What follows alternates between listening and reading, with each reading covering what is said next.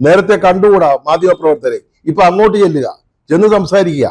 ഇവിടേക്ക് അദ്ദേഹം പ്രധാനമായിട്ട് സംസാരിച്ചത് ആരെ കുറിച്ചാ? ഇപ്പൊ കോൺഗ്രസ് ഒരു അംഗം പോലും അല്ലാത്ത രാഹുൽ മാങ്കൂട്ടത്തിലിനെ കുറിച്ചാ. വേറൊന്നും പറയാനില്ലെന്നേ. ഇപ്പൊ ശബരിമല എന്നാ പറ്റുമോ? മിണ്ടാൻ പറ്റുമോ? അവിടെ എന്താ നടന്നതെന്നുള്ളത് കേരളത്തിലെ ജനങ്ങൾക്ക് മുഴുവൻ അറിയാം. 2 പ്രധാന നേതാക്കന്മാർ അകത്ത് കിടക്കുക, അഴിയെണ്ണിക്കൊണ്ടിരിക്കുക ഭഗവാന്റെ സ്വർണം കട്ടതിന്. അപ്പൊ അതിനെക്കുറിച്ചൊന്നും പറയാൻ പറ്റത്തില്ല. പിന്നെ ഈ വികസന പ്രവർത്തനങ്ങൾ, നേട്ടങ്ങൾ, ഭരണ നേട്ടങ്ങൾ, അത് PR വർക്കിലൂടെ, പത്രപരസ്യങ്ങളിലൂടെ, വലിയ ഹോർഡിങ്ങുകളിലൂടെ അല്ലെങ്കിൽ കോൺക്ലേവുകളിലൂടെ വെറുതെ പറയാമെന്നല്ലാതെ പത്രക്കാരെ പറഞ്ഞ് ബോധിപ്പിക്കാൻ പറ്റുമോ? അവര് കാര്യങ്ങൾ അറിയാവുന്ന ആളുകളല്ലേ. അതുകൊണ്ട് രാഹുൽ മാങ്കൂട്ടത്തിലായിരുന്നു അദ്ദേഹത്തിന്റെ പ്രധാനപ്പെട്ട ഉപന്യാസ വിഷയം. അക്കൂട്ടത്തിൽ തൃശ്ശൂരിലും കോഴിക്കോടും അദ്ദേഹം മാധ്യമപ്രവർത്തകരെ കാണുമ്പോഴേ അദ്ദേഹത്തിന്റെ കക്ഷത്തില് മറ്റൊരു പീഡന പരാതി ഇരിക്കുക.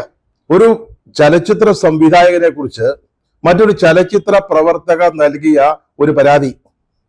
ഈ ചലച്ചിത്ര സംവിധായകൻ CPM-ന്റെ സ്വന്തം ആളാ, ഇടത് സഹയാത്രികനാ, CPM-ന്റെ MLA ആയിരുന്ന ആളാണ്. ഇന്നാരംഭിക്കുന്ന IFFK-യില് ഇന്റർനാഷണൽ ഫിലിം ഫെസ്റ്റിവലിൽ പ്രദർശിപ്പിക്കേണ്ട മലയാള ചിത്രങ്ങൾ തിരഞ്ഞെടുക്കുന്ന ജൂറിയുടെ തലവനായിരുന്നു.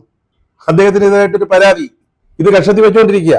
എന്നിട്ടാണ് അദ്ദേഹം തൃശ്ശൂരിലും കോഴിക്കോട്ടും രാഹുൽ മാങ്കൂട്ടത്തിനെതിരായിട്ട് ഘോരം പ്രസംഗിച്ചത്.